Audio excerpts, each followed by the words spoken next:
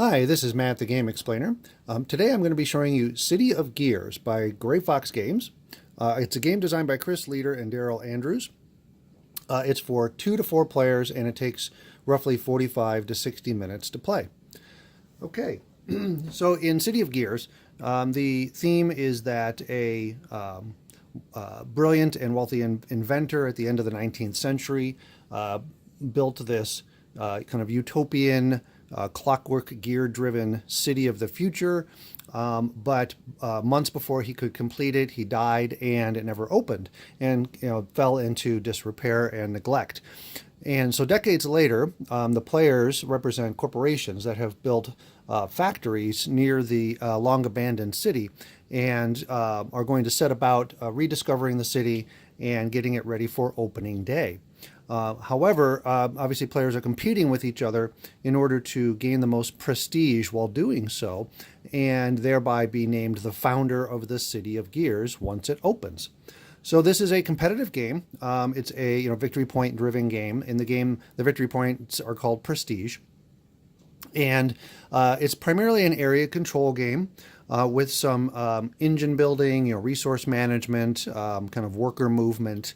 And a little bit of dice rolling all mixed in. It is a, it does involve some, let's say, direct player interaction. So it's not one of those types of games where you can, ignore what your opponents are doing and just focus on your own, engine building and your own strategy. You have to, also keep track of what the other players are doing, because in an area control game, players are going to be competing to control these city tiles in this 3x3 grid here at the end of the game, because you're going to be scoring points both during this game, as you play, but also you're going to score area control points at the end of the game. And I'll show you how you determine, which player will be in control of which tile in a little bit. But that's basically the main idea of the game. So I'm also going to take the camera and kind of zoom in on part of the board here that I have revealed already. Normally at the start of the game, first of all, this is a 4-player setup, as you can see. So there's the 4 standard player colors, red, blue, yellow, and green. And the city, again, is laid out with 9 city tiles that are laid out in a 3x3 grid. The game comes with anywhere from 21 to 27 city tiles, depending on which version of the game you get. This game was on Kickstarter, and so it had a couple of different versions that players could get. I have the Founders Edition, which comes with some extra tiles, some extra pieces, and things like that. So I'll call that out when I show you those pieces. But the game, no matter which version you get, the game plays the same. It's got great components and a lot of variability from play to play. So as I mentioned, the game comes with at least 21 city tiles, and you only use 9 in each game. So the layout of the city, because you put 9 random city tiles face down to start up the board, you never really know what you're going to discover as you go out, send your workers out and explore the city. So there's going to be lots of different opportunities to build different kinds of engines and combos and things like that as you play the game. So here's kind of a stack of some of the other city tiles that aren't in play. As you can see, there's a huge number of these tiles, and they're all pretty cool. They all do really interesting things. Let me show you some examples of some tiles. I'll show you the tiles in just a minute. The other thing is it comes with a number of different types of resources in the game that you're going to be being able to collect and then spend to do things. So those resources are, the first one I'll show you is called Steam. Now the round tokens, that comes with like the retail or standard edition of the game, and then the wooden tokens come with the Founders Edition. Okay, so this is Steam. Steam allows you to move your robots around on the board. And then the next resource is called Cogs. So here's the Cog resources. So I can get this to focus in. So again, Cogs allow you to draw gears from this gear bag. Over here. Okay, so the game comes with this really nicely embroidered bag, which has at least 40 of these plastic gears, and the gears have all kinds of different abilities on the one side. So I'll explain in a little bit how you use these gears in the game. But another big aspect of this game is getting cog resources so that you can pull gears from the bag and then use those gears in various ways to help build your game engine and help further your strategy. Okay, so those are cogs. The next resource is called Zap. All right, and Zap are these lightning bolts here. Zaps can be used either to help your own strategy, or you can use zaps to hinder your opponents. So zaps are really primarily where the game becomes more directly interactive and where you can do things directly to your opponent's pieces on the board. All right, so I'll explain zaps in a little bit as I show, kind of what can happen on the board. But, again, because it's an area control game, you want to try to make sure that you're in control of as many of these city tiles as possible by the end of the game, so that you get to have the points from those tiles and not your opponents. And so in order to further that, goal, you sometimes will want to use zaps to affect your opponent's resources. Okay. And finally, the game also comes with these movement tokens, okay, that look like this. These are the, again, base game, and these are the Founders Edition wooden pieces.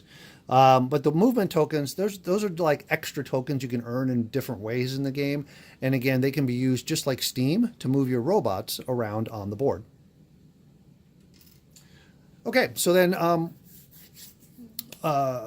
again, each player will start with 3 robots in kind of a starting ready box over here, as I'm showing on the yellow or green player board, and then 3 additional robots that they can pay some prestige to ready and bring into play. So one of the things players can do during the game is decide, how many workers do they ultimately want to have available. And again, you have to pay 2 and then 4 and finally 6 prestige if you want to wake up your 4th, 5th, and 6th worker and get those workers out onto the board. Each player will also start with 1 gear as what's called a development. So when a gear is on your board with the text side up, then it's a development. So it kind of gives you an ability that you can use on your turn. So every player starts with a converter gear, which allows you to change any 2 resources into one of your choice. So one of the things that you do at the start of your turn, or the first step you do really at the start of your turn, is you're going to roll these resource dice. All right. Each player starts with 3 dice at the start of the game, and then a 4th die, which is kind of over here in this little tray, will be given to each player once a certain step of the game has been triggered. So I'll explain that in a bit, but just know that for the most of the game, you're going to have 3 resource dice. And at the start of your turn, you're going to roll those dice, okay?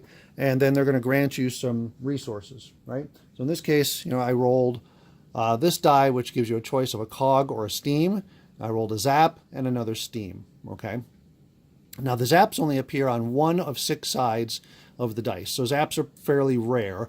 It's much easier to get steam and cogs from your dice, okay? So anyway, you roll these dice and then you have those resources, all right? So that's step 1 of your turn.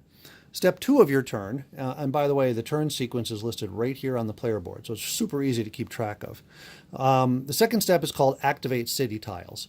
And you can't do that on the first turn of your game because with a normal game setup, like I said, I have some tiles revealed here just because I want to show and explain certain mechanisms in the game.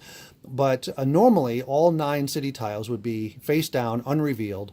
There'd be no gears placed in between the tiles. There'd be no workers in the city. Everybody's board would look like the green board or the yellow board. So at the start of the game, you have to roll some resources, and then you'll skip the Activate City Tiles step and go right to the action step of your turn, which is step 3. And the action step, that's where you can spend your resources to take actions. And those actions can be either moving your workers, right, using steam or movement tokens. And you can also use zaps to move your workers, right? So you can spend 1 zap to do what's called rapid transit.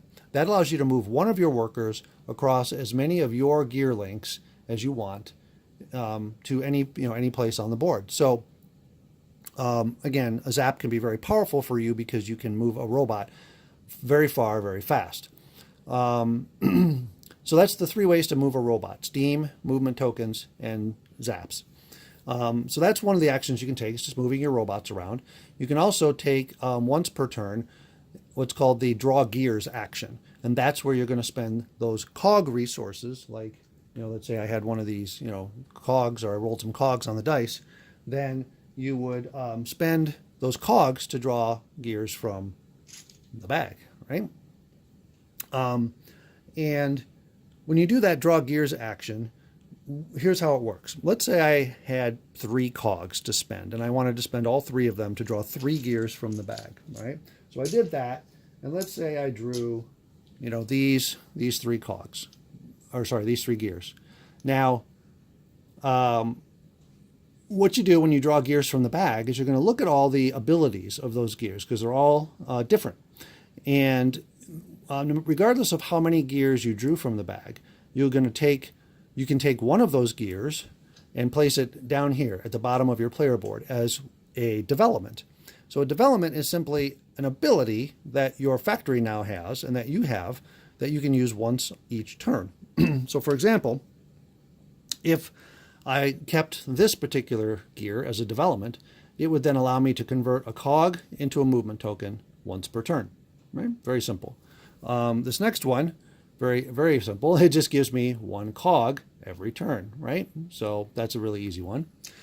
Some of the gears will have end game abilities like this one, where it says gain 1 prestige for each movement token in my supply, up to a maximum of 6. So as you can see, depending on which gears you draw from the bag, and which ones you decide to keep as developments, you're going to kind of customize your own play area with different, unique abilities each time you play the game. So that's pretty cool. So let's say I decided I wanted to keep the one that gives me a free cog every turn. I just put that down here. So that's one thing you can do with a gear when you draw gears from the bag. The other thing you get to do then is take one of the other gears, flip it over face down, and place it out onto the board as what's called a gear link. Okay? And a gear link is nothing more than placing a gear between 2 tiles on the board. And those gear links are what are needed for you to be able to move your robots around, because you can normally only move your robots across your own gear links. Now, the other thing that gear links are useful for, though, is for determining who controls the city tiles at the end of the game. So the way that control is determined for city tiles at the end of the game is each player is going to add up how many robots they have sitting on the tile and how many gear links they have adjacent to the tile. So for example, if this happened to be the end of the game and we were determining who controlled this center tile here, right now both blue and red have a worker and a gear adjacent to it, like that, right? So each player would have effectively control value of 2, right? 1 for each robot and 1 for each gear link. So if there's a tie like this, then you go and you look at who has more gear links than the other player. And in this case, it's still tied because each player has 1 gear link. So in this case, then both players would share the victory points from the tile. They each would actually get the full victory point value from the tile. So they don't split it. They both get the full amount. Okay. And each tile has on it how many victory points the tile is worth at the end of the game. So let me show you how a tile might look when you flip it up. So this is an example of a city tile. It's called the stock market. Right here it shows the value of the tile at the end of the game, 5 points. That's pretty high. Most tiles are worth anywhere from 3 to 5 points with a few variations. And then over here is depicted what you would need to do to activate the city tile during the activate city tile step of your turn. So as I mentioned, your turn is, roll dice, activate city tiles, right? Then take actions and then do a cleanup step.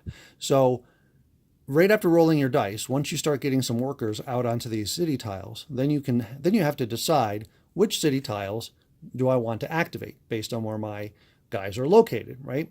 And I'll take the camera and kind of zoom in and show you an example of that and how it kind of drives some really interesting decisions. But if I was the red player and it was my turn and I was getting ready to activate city tiles, I would have a choice. I could activate this tile or both, depending on which ones I wanted to activate and if I had the resources to do so. So again, looking at the tiles down here, it shows you what's required to activate the city tile. In this case, I have to have a robot present on the tile and I have to be able to spend 2 zap. And then down here, it tells me the advantage that I gained by activating the tile. In this case, I would gain 1 prestige, and then I'd have a choice of gaining 2 cogs, 2 steam, or a cog and a steam, right? Now, at the very top of the tile, there's this what's called a link bonus symbol. And this also comes into play during the activate city tiles step. So I'll show you an example of how that works. But these are like bonus things that you can get after you've activated certain city tiles. So anyway, as I was explaining about, placing gear links, if it was, the red player's turn, right, and he was looking at the situation on the board and deciding where do I want to place a gear link after I've drawn from the bag and placed one of my, gears down here as a development, maybe I want to place the other gear as a gear link and I want to put it here, okay? Then I mark it with one of my player color markers, like that.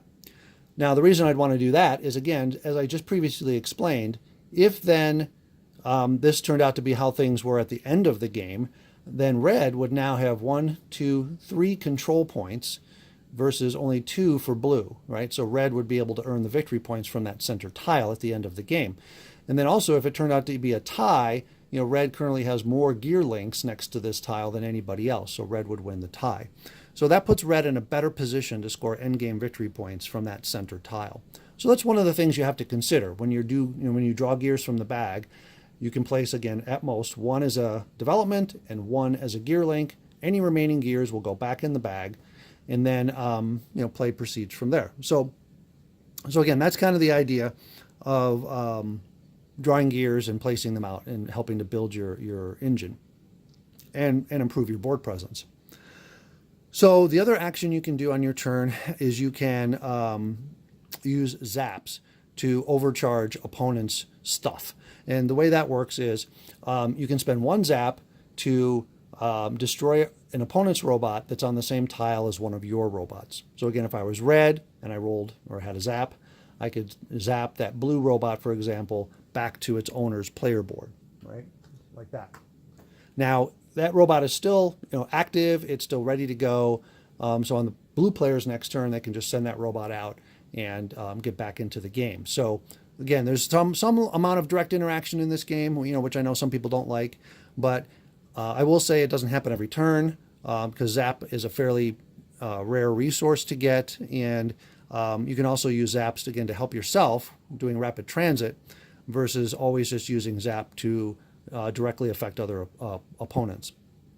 The other thing you can do with Zap is you can spend 2 Zap, okay, to blast and destroy an opponent's gear link, again, adjacent to one of the tiles where you have one of your robots. So if you do blast a gear link, if I had 2 Zap, I could blast this blue link, right? This gear then it just gets discarded out of the game. So that's a little more destructive, but again, it costs 2 Zap, which is fairly expensive. Because the other thing you can do with Zap on your turn, so when you get to the end of your turn and you're doing this cleanup phase, you can turn Zap back into the bank to gain 1 victory point per Zap that you turn in. So Zap can also just directly help you, but with victory points. So you have to kind of decide in this game, do I want to spend Zap to help myself or hurt my opponents? And it's always obviously going to depend on the situation. So again, after you're done taking actions, which is moving robots, drawing gears, using Zap, then and you can also activate 1 additional robot per turn if you want to spend the prestige victory points to do so. Once you're done with all those actions, then you're going to go to a cleanup stage. And that's where if you have excess resources that you didn't use, either from your dice or from previous turns, then you can store those resources on your player board. And you can store, at most, 1 steam, 1 cog, 1 Zap, 1 of any resource, and then any number of movement tokens that you want. That's all you can store from turn to turn. And remember, you can always turn in Zap for 1 victory point per Zap at this point of your turn. And then that's it. Any excess resources that you have that you can't store, you just put back in the supply, and it goes to the next player. So turns are actually usually fairly quick in this game. So that's the basic idea. One player will be the start player, and you'll just keep going clockwise around the table, everybody taking turns until all 9 city tiles have been revealed. And obviously, the first time that a robot gets moved onto a city tile, that player gets to reveal that city tile, right? So they flip it over. They're also going to claim one of these 2-point discovery tokens here, okay? And this is just an incentive for players to go out and continue to explore the unexplored tiles in the city, right? You get 2 victory points just for going there. But once the 9th and final city tile has been flipped over and revealed by a player, that's going to trigger an event, okay? So what that does is, as soon as that tile is revealed, all 4 of these opening day gears get placed into the gear bag, okay? So obviously by this point in the game, a certain number of gears will have been removed from the bag, right? Players will have developments, there'll be gear links out in the city, so the bag will be, reduced.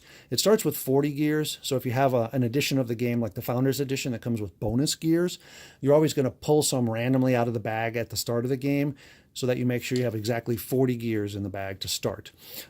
So at this point, when the 9 tiles have been revealed, there'll be something less than 40 gears in here. You're going to add these 4 white ones into the bag.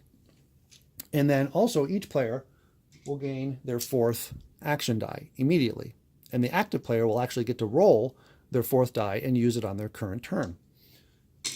So what that does is it kind of accelerates the game because now all players will have 4 resource dice every turn, right? Plus, anytime players draw gears from the bag for the rest of the game, if they happen to draw a white gear, an opening day gear, they're going to place it onto this opening day tile if you have this with the Founders Edition, or if you don't have that little sideboard here, it doesn't matter. You're just going to keep this opening day gear out in display, right? So if all 4 gears have been put in the bag, like so, right? And then, I draw a white one. I place it here, and then I immediately draw another tile from the bag, to replace it, right? Now, as soon as the 3rd white gear is drawn from the bag, the game immediately ends. Hard stop.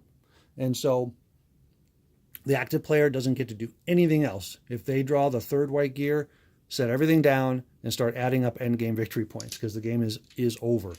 So that puts some real time pressure on players because, depending on how many gears are still in the bag, when you put those white gears in, you don't know how quickly the 3rd white gear might come out of that bag. It all depends on how often players are doing the draw gear action or how many other bonus gears they might draw from other things. So each player on each turn has to really focus in on how am I going to squeeze the most victory points I can out of each of my turns, and how am I going to position myself on the board to try and score as many area control points at the end of the game, right? So it gets really kind of an interesting little optimization puzzle each turn at that point to make sure you're doing as best as possible, because you might not get any more turns. So that's kind of how the end game advances and gets triggered. Okay, and then, like I said, once the game is done, you have your 3 opening day gears, pulled from the bag. Then you just simply go tile by tile, and you determine who has control of the tile. Again, based on how many robots are on the tile and how many gear links are adjacent to the tile. And you'll award the area control points, and then all players will reveal their prestige point tokens, okay, that they had collected throughout the game, and everybody will add up their score and see who wins. Now, of course, some players, might also score points from end game developments, right? If they pull some of those end game developments and they decide to keep them, they might score bonus points that way as well. So that's going to be your score at the end of the game. Area control points, prestige points that you scored during the game, and then any possible points from end game developments. Whoever has the most points is obviously the winner. Now, as you play the game, normally your prestige point tokens, as you collect them, you'll keep them face down so that, players don't know exactly how many points each player has accumulated up to that point in the game. These discovery point tokens, though, these are double-sided, these are face up, so you always know how many points players have from those. But prestige, players can collect a decent amount of prestige during the game, and those will be face down. So that's basically, the gist of, how you play the game. Now, let me go ahead and show you the activate city tile step of your turn in more detail, because that's kind of the meat of where you can really develop some cool combos and strategies depending on what tiles, end up showing up in the game. So I'm going to pause the camera, I'm going to grab it and bring it down and show you this part of the reveal board here in more detail. Okay, so again, I just wanted to show you real quick again, and I apologize for a little bit of the glare, a player board in more detail, right? So again, these are your 3 robots that you can activate during the game by spending 2, 4, and 6 prestige. These are where your 3 starting robots start, your starting converter gear, which never changes. That's always available throughout the game. These are the reference chart for the different phases of the turn. And this is where you can put your 5 development gears that you can collect throughout the game. And you even though you can only have 5 gears down here, if you happen to collect, like a 6th development, you can always, discard one that you have and put a new one out. Okay. And again, this is where you store excess resources from turn to turn. Okay. So that's your board. Now, like I said, I wanted to show you a few tiles here more up close to show you an example of the activate city tile step. So here we have the scalarium tile, all right, which the blue player has a guy on it. We have the galvanic mill, which has blue and red are currently on it. We have the aether dynamo, which the red player is on, and then we have the workshop, which currently nobody has a worker on. So let's say it was the red player's turn, right? And red has rolled his dice and is deciding now which tiles to activate. Because he has workers on the Aether Dynamo and the Galvanic Mill, he could activate either or both of those tiles, and in whichever order he chooses. So here's kind of a cool example of how you can chain your actions to gain additional things on your turn. All right, so let's say he rolled. These were his resource dice that he rolled. He rolled 2 steam and then a choice of a steam or a cog, right? So he looks and he says, well, for this tile, I need to have a zap in order to activate it, but I don't have any zaps right now. This tile, though, requires a steam and a cog, right? So maybe I want to activate this one first by spending, the cog from this die and a steam from here, right? So I'll go ahead and spend these 2 dice, those 2 resources. I'm going to activate this tile, and that's going to gain me a zap and a victory point. So whenever you gain, additional bonus resources, you're just going to take it from the supply. And again, these are the, the Founders Edition pieces, the wooden pieces. So I gained a zap, and I gain a victory point, right? So I would gain that, one of these victory point tokens. And I put that face down over here in my victory point.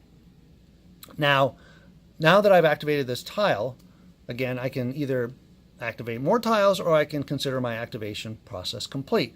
They also recommend sometimes when you activate a tile, you just put one of your player markers on it as a reminder that you've activated that tile. And I'll show you why that's important in a minute.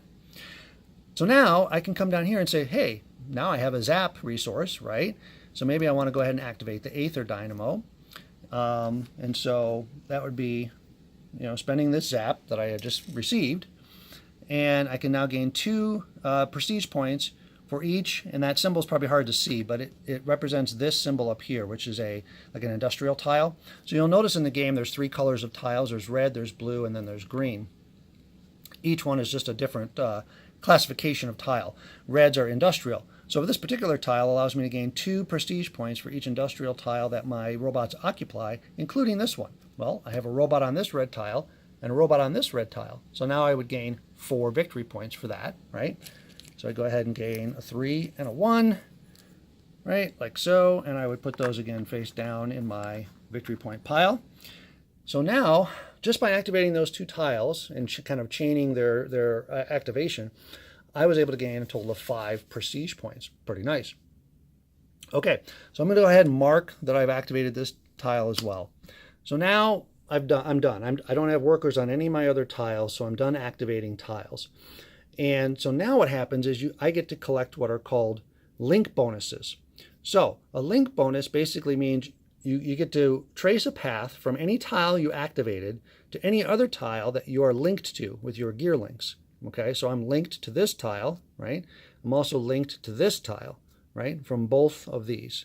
So regardless of if I have activated this tile or this tile, I would be able to collect this link bonus, which is up here, and that's 1 prestige. And I can collect this link bonus, which is a free development, right? And remember, developments are these, things that you put down here at the bottom of your player board to give you bonus abilities. So when I collect those link bonuses, I'll immediately grab, 1 more victory point token, right? And I'll draw a gear from the gear bag here, right? And regardless of what it is, I get to place it at the bottom of my player board if I want it. In this case, it's gain 1 resource matching 1 an opponent has stored in their factory. All right, cool. So I get to put that down there. So that would be an example of an activate city tiles step. So as you can see, it's kind of really interesting depending on where you've placed your robots, what the abilities of the tiles are, what other tiles you're linked to, right? You have some really interesting decisions every turn to decide, do I want to spend resources to activate the tiles? Do I want to, which tiles do I activate? Which link bonuses do I want? What's going to help me the most in this situation? And obviously, depending on the tiles that get revealed as players move out into the city, you then have to also decide, where do I want to move to? Where do I want to build my gear links? There's a lot of interesting decisions that play out as you play the game. So that's kind of the meat of the game, is figuring out how to make all of that work best for you as the city gets revealed. So let me go ahead and replace the camera here. Okay, so hopefully that gave you a good idea of what's going on in the game City of Gears. I'm just going to show you a couple other quick city tiles, and then we'll wrap things up. So this is the Opulent Garden. This is an example. You spend a steam and a cog. You just simply gain 2 victory points, and it's worth 3 points at the end of the game. This is an example of a green tile. Okay, you have the patent office here. So you can choose up to 2 developments belonging to other players. You can use their effects on your turn as if they were your own, but then you have to not pay, but each player whose development you used gains 1 victory point. So you're giving other players, a little bit of victory points, but you're maybe using their development gears as if they were your own. That's kind of interesting and interactive. This one here is, draw 2 gears from the bag. Choose 1 to use as a gear link and 1 to use as a development. Use 1 to use as a gear link or development, and then return the other. So you get to draw, 2 gears and then place 1 of them out for free, which is kind of nice. And there's all kinds of different, effects on these city tiles. So again, depending on which 9 tiles happen to be in the game, it's going to be a whole new engine that you have to kind of figure out and develop, and try to, use to your best advantage. All right, so that is City of Gears, again, by Gray Fox Games. It's just out now here in December of 2018, so if it looks interesting to you, hopefully you get a chance to check it out. And as always, thanks for watching.